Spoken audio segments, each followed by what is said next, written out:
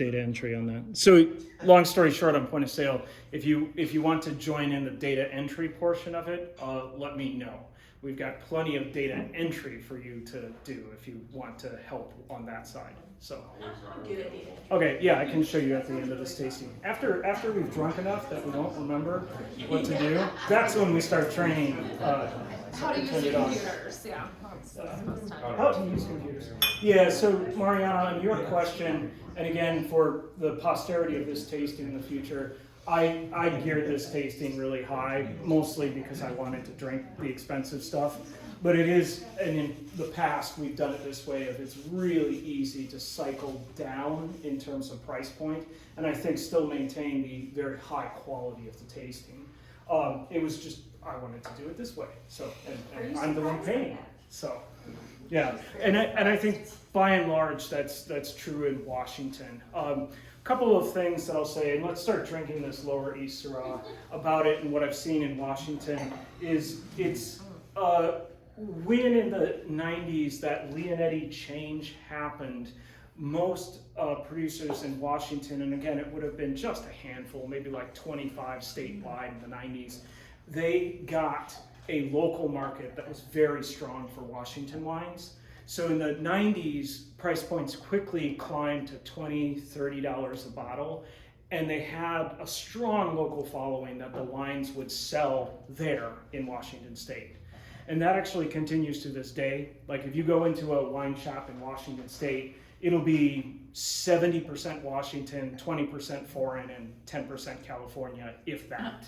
Like, I mean, it's a real strong bias towards the local product. Now, I think that does a couple of things, though, that are interesting that we don't necessarily see on our retail floor. One is that if you go and visit tasting rooms, there's clearly wines that are not going to make it out to the national market. By that, what I mean is that they're overpriced for what they are. And in fact, when I go on the Woodinville Redmond Road, it's really easy to walk in to a winery and be like, oh, you guys don't have national distribution. And the reason is twofold. One, you can sell it all yourselves, which allows you to make shittier wine and maintain a higher price point. The backstory there is if you take your wine, to a national marketplace and you want it to sell for $80, it means that you're competing against everyone else at $80. Bordeaux, Napa Valley. If you keep it in Washington State and it sells at $80, it means you're competing against your other Washingtonians. It's basically, to me, and I'll say this to wineries if I get drunk enough, you're choosing to play in the minor league as opposed to graduating to the major leagues where your talent is not as exceptional. But you make a lot of friends that way, don't you? A ton. It's amazing how many wineries like to hear that about how I want their price. Like this is solid, but really, can I have it $20 less? Tasted better Northern Rhone and at half the price. Wineries don't like that conversation. So I've seen that in Washington, but then I've also seen that when wineries graduate to the major leagues and go national, that generally the price points go down and the quality goes up. So I would say that the Washington wines we stock, by and large, are of better value than their California brethren.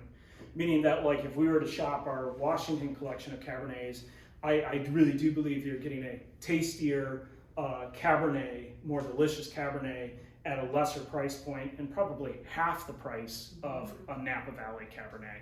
Now, my palate is geared towards more tannin and more acidity, so Washington fits me that way, but I do believe it. So, now the first wine of this flight is an exemplar for us in a couple of ways, and I probably should have chosen a different wine for this slot, but I wanted to fill it with this one because I like the winery a lot and I like the style a lot, but it doesn't necessarily tell the tale that I wanted to tell.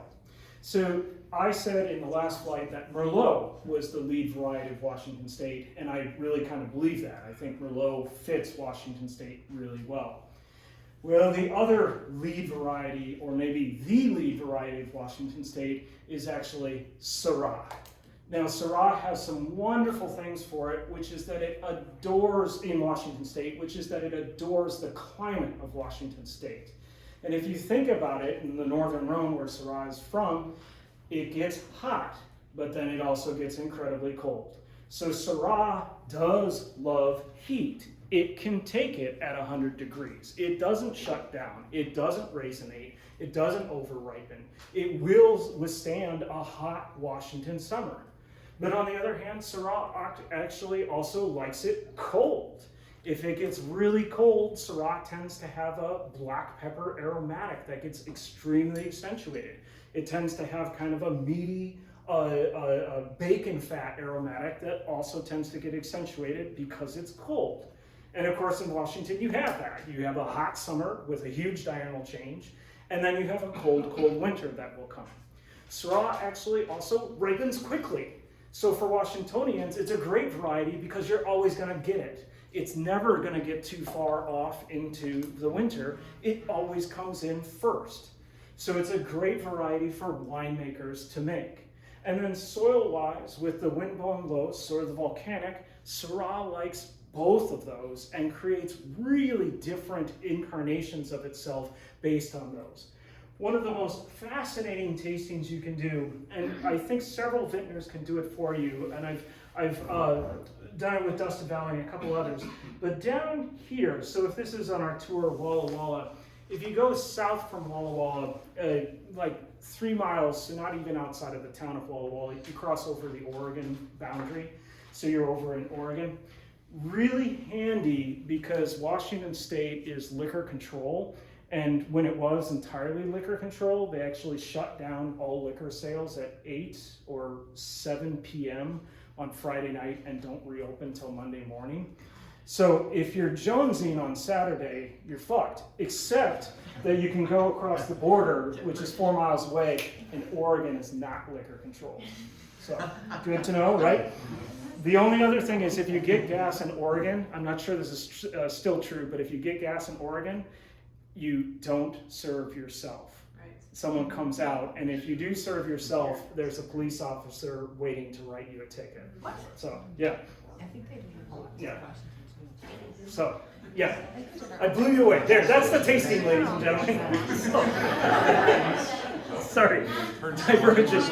It's the third flight. You got to give me a break here. But to get back to this, one of the fascinating things you can do, and I've had it with Dustin Valley, but a couple of other producers can do it, is if you go south from Walla Walla, you enter Milton Freewater of the Stones is the name of the AVA. It's actually an Oregon AVA.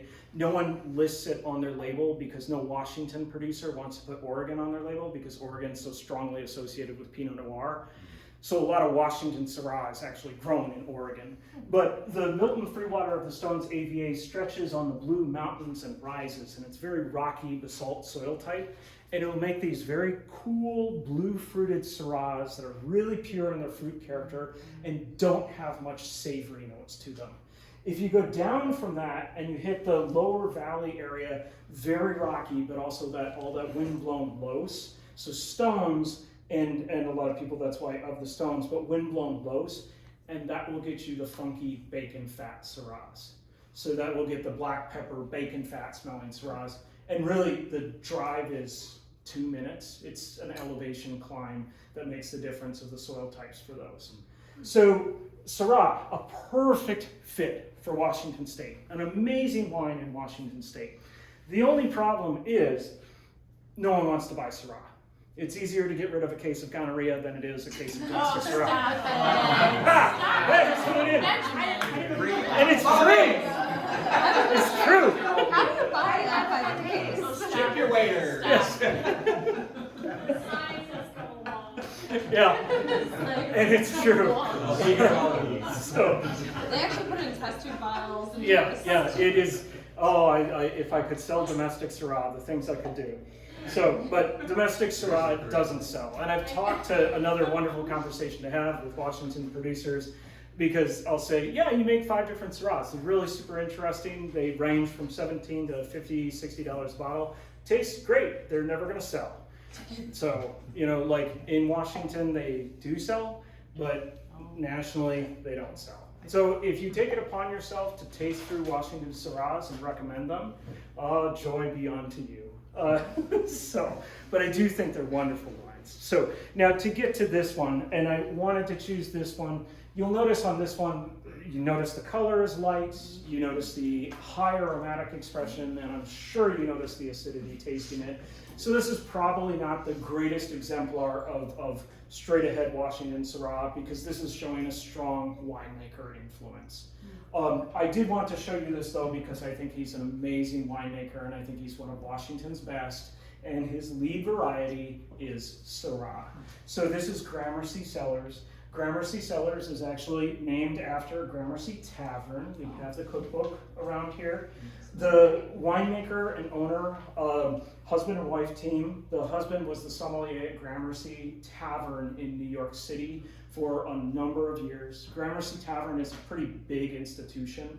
I think it's now in its 30th year. It's all locally sourced. It's a $30 million per year restaurant, so it's a big deal. It's doing both high quality and super high volume. So Greg is his name, he was the sommelier there for many, many years, and then decided to leave with he and his wife and pursue his winemaking ambition, and he was able to do that in Washington State. So I think his winery is maybe 10 years old at this point, but he moved to Washington. I think he bought a little bit of land, but he's also able to source and choose some farming, and makes this style of wine. So again, this is really bright, really high intense aromatics. It's really lean on the palate. That's his winemaking choice to do it. You could say it's like a Northern Rhone in that way, and I think it's fresh and vibrant and would pair really well with food. Not all Washington Syrahs are like this. I just chose it because I like the guy so much, and I think the wine is excellent. So, Washington Syrah. Do we have any other wines of his on the shelf? So I have not met him, but I have been to his winery in Walla Walla, and I met his sales team. And I think he's, in addition to being a great winemaker, also understands the wine business. So he does make 2 Columbia Valley wines that we have, Cab and Syrah. I think they're more like at the $30 mark, so we have them. He does make single vineyard Syrahs, which I have some at home. We generally don't sell them here because they just don't sell. He does make some single vineyard Cabs as well. He does make a rosé, which we have a tiny amount sometimes, because he makes a tiny amount. But he and his team put together what's called the Lower East series. So that's these Lower East, and we have Lower East Cab, Lower East Syrah, and Lower East is designed to be less expensive. So the idea being that gets Gramercy Cellars' name out there, we can sell it, restaurants can glass pour it, gives some traction to the wine, because not everyone can necessarily do $30 a night. So that's why it is. Walla Walla or Columbia Valley? This is Columbia. Okay. And I think it's not here, but I'm sure on the website he gives the fruit sourcing for it, so you can figure out what the fruit sourcing is if you wanted. Our sheet says 2016, but that's 17. Yep.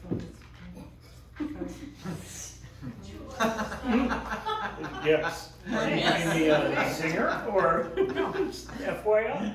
Just an FYI. I thought we were tasting a 17. Yeah, you know what? It's 17 to me on the nose and palate. It's very, You know? very.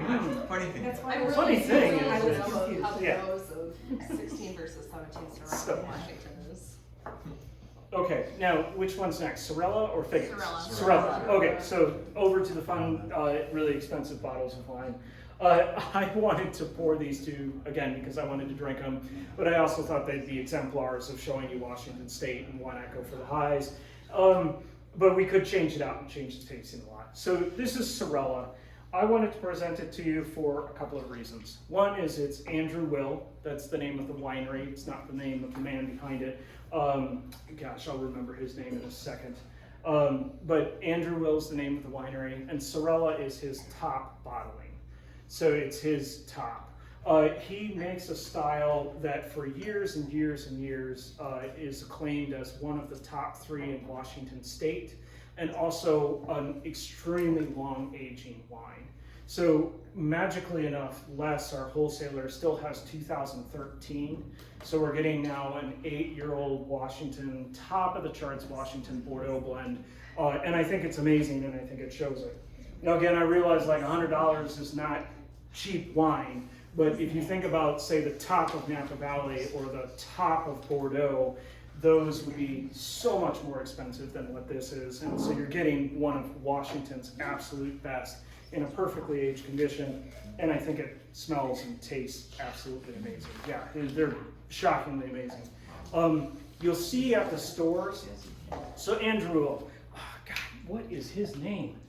He's Damn, got somebody a go computer in their on. hand right now. It'll come to It's me, like I'm I'm so shocked. sorry, but yeah, so Andrew will, the winery name, Chris Carmada is his name, sorry, the winemaker is Chris Carmada. In the age of Washington's wines first coming around in the early 90s, there was actually, and they're still there and you'll meet some of them, there was actually, in addition to having so few wineries, there were so few sommeliers in Washington State.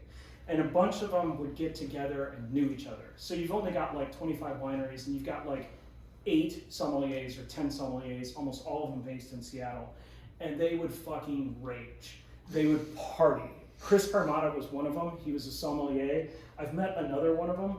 And the schedule that they were on was mind-blowing to me because it would be like they do restaurant service and then they do a serious tasting after restaurant service and then they do cocaine. You know, like, it's like, oh my gosh. So, That explains a lot. yeah. The cocaine part Yeah, explains a like, lot.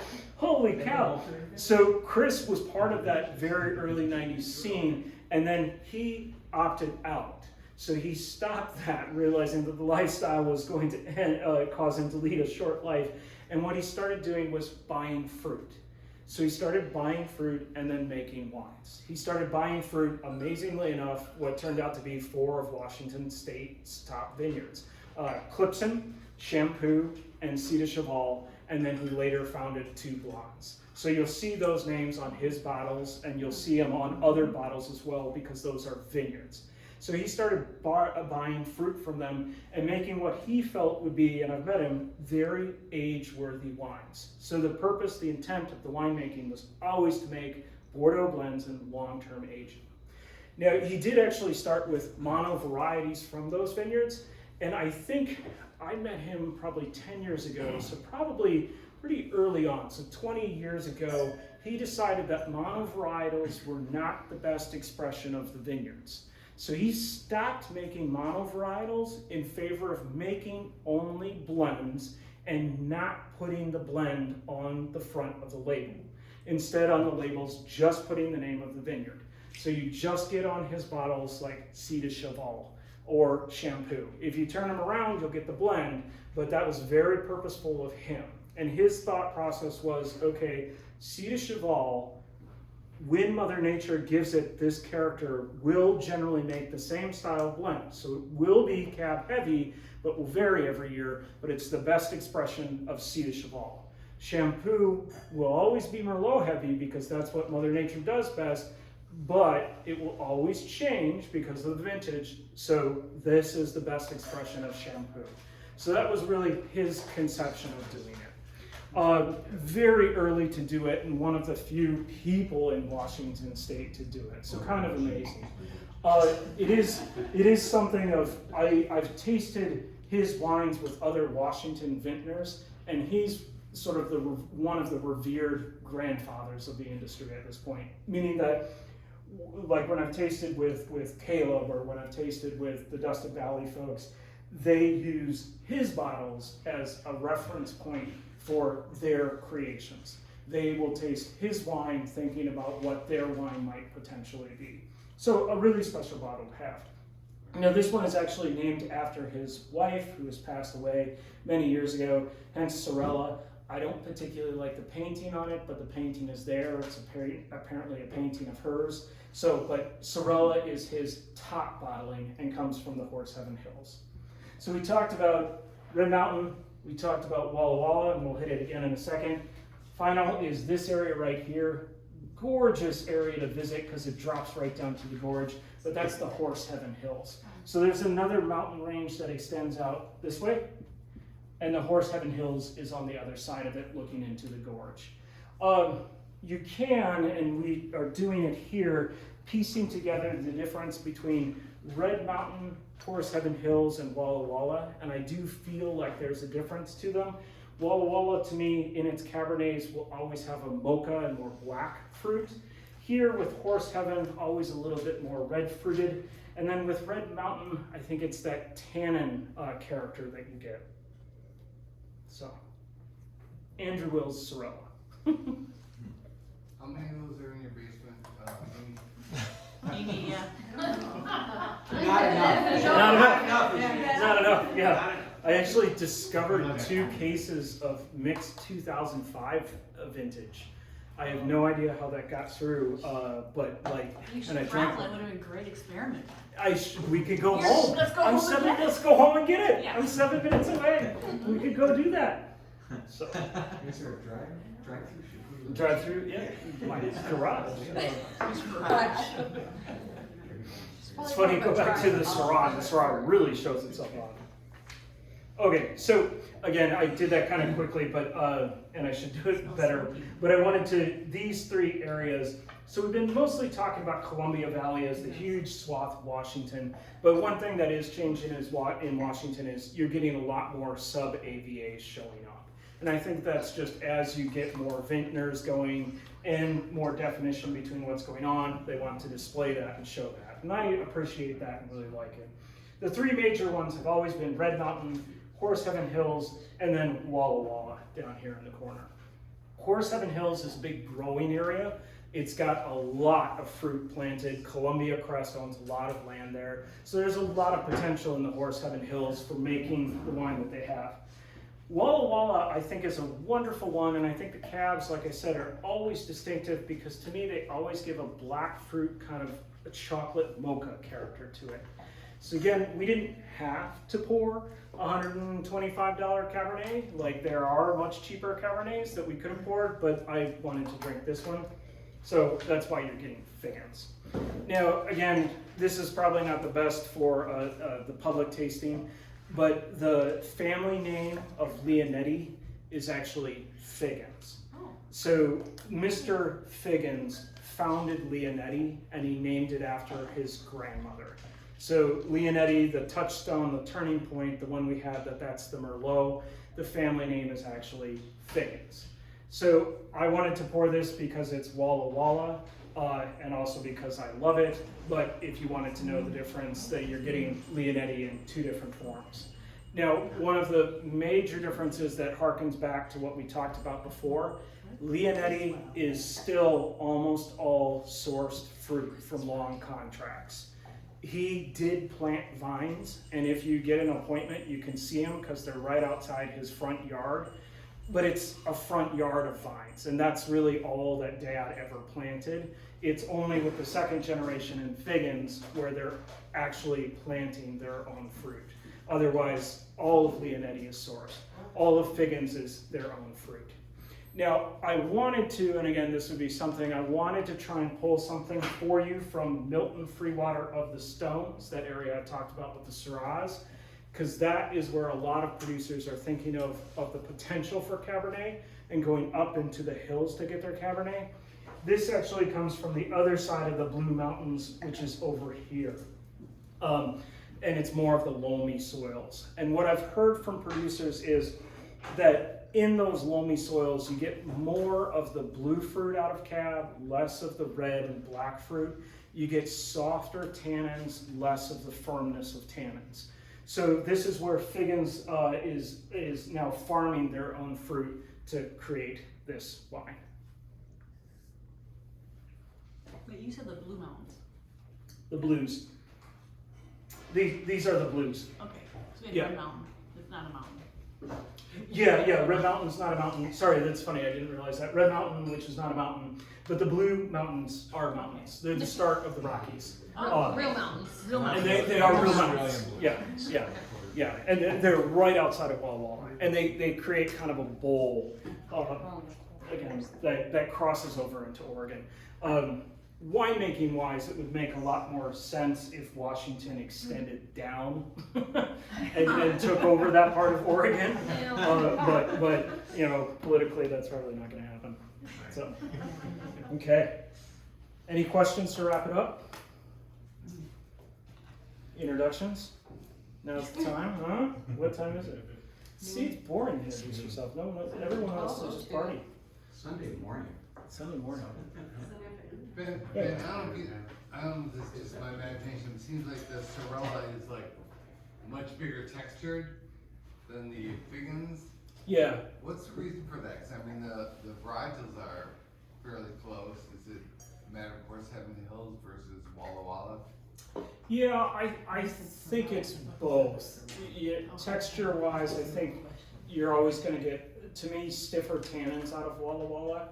But I think you're also getting a much younger wine in Figgins and a Oh, different, because Figgins is what, 14? Oh, no, it's not. I'm It's like sorry. a That's 1 year back age too. difference. Yeah, sorry. I thought it was If you can trust your young Figgins. Right. It's not. Trust our shoes. You know, I would pin the rest on winemaking style. Leonetti and I think Figgins follows suit with this. There's a flair to those wines. You're not searching for the ripeness or the oak. They're presenting that to you immediately. Whereas I'll tell you, this is showing great right now, but these are really hard to sell. When they're young, and this is why we have back vintages of them on our shelf, it's because they don't sell. And it's his winemaking style.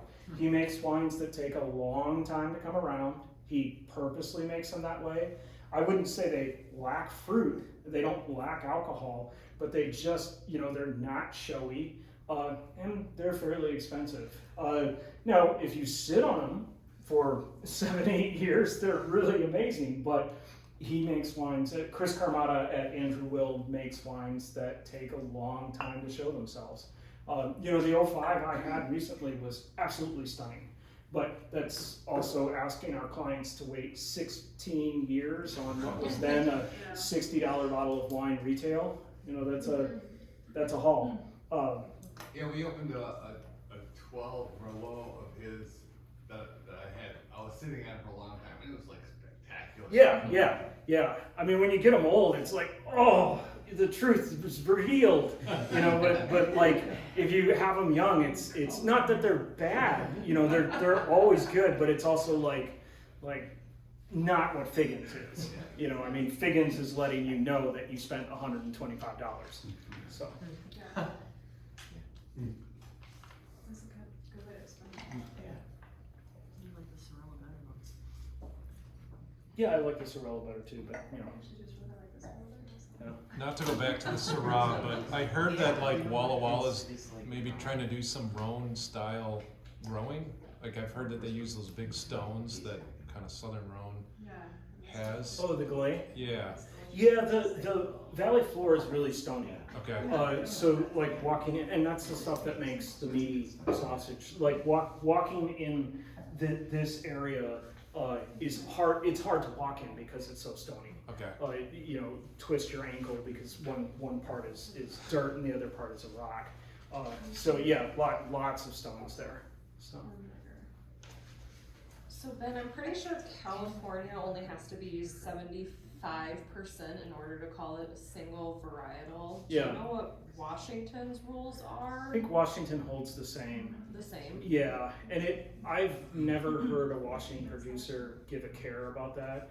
Well, that's why I was just like wondering, because it's like Andrew Will, if that's the case, could call this a cab, but Yeah. it's not. Yeah, no, I've never heard any of them give a care, but I think that relates to that they've always been blending, as opposed to anything negative. It's always they've been blending, or particularly in the Bordeaux varieties. So, Oregon is different. Oregon's 85. Okay. So,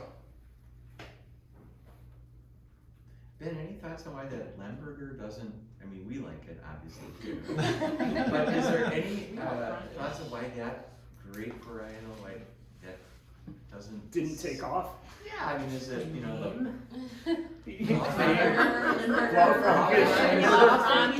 Yeah. too much like your Blucher?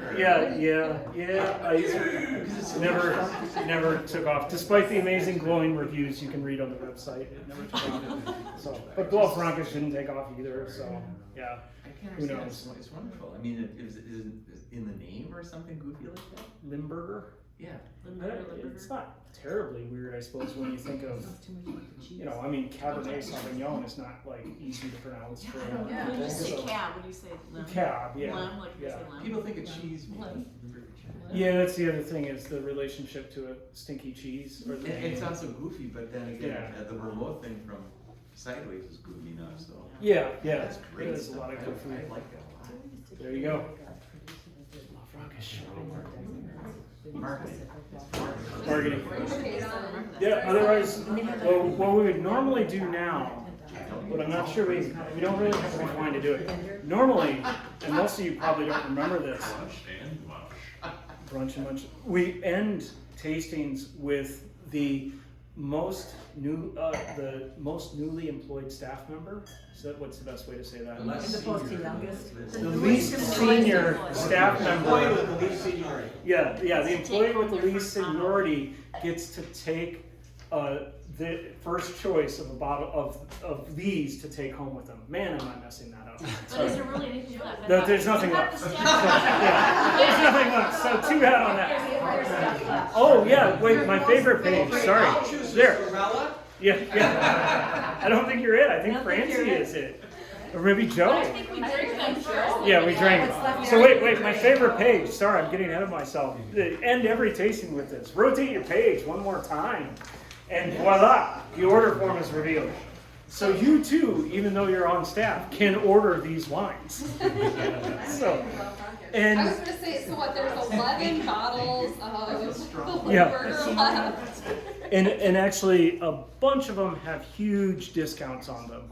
So this is also our sneaky way, because both stores have B licenses. Wait, how does that happen? The Octavia goes down to $20? Is that a typo? No, it's not Are a you typo. sure? Yeah. Holy cats. Yeah, so a bunch of them have huge price reductions on them. Sorry, Octavian has something sneaky too, but I'll spoil it for you. I actually built the blend. You So did? Octavian's mine. Yeah. Wow. Oh my god. Can you explain that? What does that mean, Benjamin? It's on record now, although I told the staff. That's update. I don't think you told us that. Oh good, never mind. Ignore it. Well, I got Ignore it. so I was working with Steffi at Broadside, and we were selling a lot of Broadside Cabernet year in and year out. I was buying it for $7.50 a bottle. They gave me some other perks of high-end bottles to sell, so it had a lot of margin in it. And they always asked me, hold the line at $12.99. Don't drop the price lower than $12.99. We want that brand to be, $15, $12.99 on sale, the best, right? And we were moving, like 400 cases a year. Oh my god. Yeah, through scattered things, and we did that 4 years in a row. We smoked rays in that regard, did we not? Well, yeah, definitely. And then Richard Serrano offered it to Sendex, and Sendex blew it out at $8.79. Oh, those bastards. Yeah, and so now it becomes untouchable because it's not a $12.99 brand for us on sale. We look like dicks, idiots for selling. And so I was tired of that, of having us work with a wine when someone else kills it. So I told you that there's a separation in Washington State between growers and winemakers. That's always been there. There's actually a couple of places that you can go. One is in Walla Walla that I know of. One is actually in Willamette Valley, where they are a custom crush facility, and they collect oceans upon oceans of wine. So like Dusted Valley, their Boomtown series comes out of the Walla Walla facility. They go and they're just selecting tanks, and then the guy is blending it for them. And when you go, you can actually, the Dusted Valley guys are good friends, so they'll talk to me about it. They'll be like, well, one of the key differences between Boomtown and Dusted Valley is Boomtown gets cropped generally around 4 to 6 tons an acre. So you're making more, whereas Dusted Valley, we're trying to crop it 2.5, 3 tons an acre. So you're getting more concentration, but you're making less. And then we're farming that in a different way. So, and you can go through the facility, and actually for your winemaking career, it's pretty fascinating because you can just go through and make choices and they'll blend it up for you. So like we used to sell Trust, and Trust was all out of that facility. Boomtown is all out of that facility. Andre Max wines, who we sell a lot. In Sheep's Clothing was one of them. That's all out of that facility. So when I lost or decided to not sell Broadside anymore, I was like, well, I know where Andre Mack is getting his wine from, and I'll just ask them if they can make me a wine, you know. And so they're like, sure, we can. You create the label, we'll get it passed through approval. Tell us basically what you want, and we'll send you a bunch of samples. So they sent me a bunch of samples, and I made it. So did you come up with a name yet, or? Yeah, I chose the name. So. Sorry, and I didn't open it to the committee, but I. So where did the name come from, Ben? You know, you can deride my marketing, I don't mind, but the thought, I was thinking about it, and I wanted it to vaguely express Bordeaux, because we sell a lot of Bordeaux. Berry Brothers and Rudd in London also does custom crush out of Lynch Bage. So I wanted it to vaguely express Bordeaux. I also wanted it to vaguely be masculine, sorry, but like masculine cab sells more, so I wanted it to be vaguely masculine. We understand that. Yeah, I know, it was weird. And I wanted it to be vaguely historical too. So Octavian, if you don't know, was the first Roman emperor. So that's where the Octavian actually came from, and Cellars was just the generic part of it. So, and then the it's a little bit kind of Gaelic, but not quite on the label. So, and it's a pretty fresh, clean Why label. don't you give us, So, bring the bottle out, Ben? yeah, it's here. So Yes. it says 100% cab. Did you, You know, I don't think it's 100% cab. Sorry, the truth revealed and recorded. It's All the at least 75% I took a mouthful. legally. Mhm. Yeah. Yeah, we can So open put more of Cabernet that. on the label. So Okay. I bought that. Oh. Yeah, if we want to drink more Octavian, we can. It's not free, but so Fall in love with it, I might as well. fall in love with it. Oh, my good man, open another bottle of Octavian for that side of the table. And yeah, I was also just so I positioned it at a $75 release price, and then deal it down. I think I bought it label, bottled, and wine inside of it, $9.50. So So how much did you have? I had to buy 300 cases, so I got a lot. So where is it? Is it up there? I was like, it's not No, here. we I think went through about 100. Birch has gone through some, and then Aaron's still holding some for me. Okay. Yeah. So nice of her. So It is, who was the winemaker? It's the guy at the Custom Crush facility. I'll remember his name because he and I communicated a bunch. But he's I mean it's just it's really a place where you can go, and he's a professional winemaker. He's just making, you know, you go and he's just got tanks. You know, like I've got Walla Walla Cab at 14.9 alcohol, harvested this date. We can taste. You know, I've got Columbia Valley from you know, John Lewis Cab. You know, this one's, you know, going to be more expensive than that one. I got, you know, Merlot. Sorry, still going. I got Merlot over here. You know, so he's just got tanks. I mean, he said he had some. I was, and Aaron and I didn't quite do it because of COVID, but he's got. I think it's. Let's open another bottle of Octavian. Oh yeah, we don't know where they are. They're so plentiful, but not here. But like, Are they on the shelf? yeah. Ben, now that I know the backstory, the Octavian tastes much better. It actually. Well, from 9 to 99, like I- the QPR in this one is like, Yeah. rocket. Yeah, you don't have to say that on the sales floor, but so you know the funny thing is in doing this, I actually when I was doing the blending for that, I wanted it to be a little bit riper in the mid palate particularly, and I wanted it to be more expressive of oak. In a word, I wanted it sluttier. Just to, you know. Well, your slut came through. Well, no, I actually think There are a lot of it's. male sluts. I'm like, that's actually really good. That's better than I intended it to be. It's very good. Or it's at least more serious than I intended it to be. But it is a funny thing when you're thinking, having not done it before, when you're sitting and thinking like, okay, I need a wine that I can move 300 cases of. I want it to be fairly serious, but I want it to be immediately open. I want it to express Walla Walla, you know, and what price do I need to hit, and so. It just tastes a lot older than a 3 years old. Oh, yeah.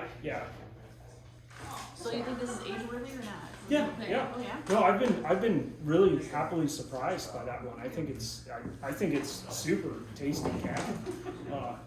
So, So what are you gonna create next? you know, I was thinking of a white wine blend. Do you remember One Shot? No. Yes, It's on the bucket. Moonshot? the One panda moonshot? beer, Panda. the panda One Shot. wine, the panda wine. So I was thinking of he apparently, I know there's some really high octane Gewürztraminer in a bend of the snake. Someone's got a Gewürztraminer vineyard that gets way ripe, and then they do it dry. And I was thinking, They do a what? make it dry. Dry, And I okay. was thinking like a Pinot Grigio with an unset amount of super high octane dry Gewürz Interesting. to give it a real exotic character. I can't even imagine that, but Yeah, so. you're gonna have to go out to the facility and taste stuff. That'd be really fun. Yeah. Aaron and I were planning on doing it, and Yeah. you know, and the other thought was like Steffi and Paso can do one for me to the Paso cap. You know, Steffi, what's her Tazi? I think she's behind Broadside, but then the Italianate You variety. still sell broadside. It's an easy sell, actually. Right. It's really You're good. telling me the Sundex is only selling for $9? $8.79. Oh, So why don't we just drop our price to $9.99 and say well, screw because you? you asked We not to. could, but why make less money? You know, like. True, I mean, we sell it at 12 $9.99. Yeah. I'll start them. Yeah. Okay, well, this is empty.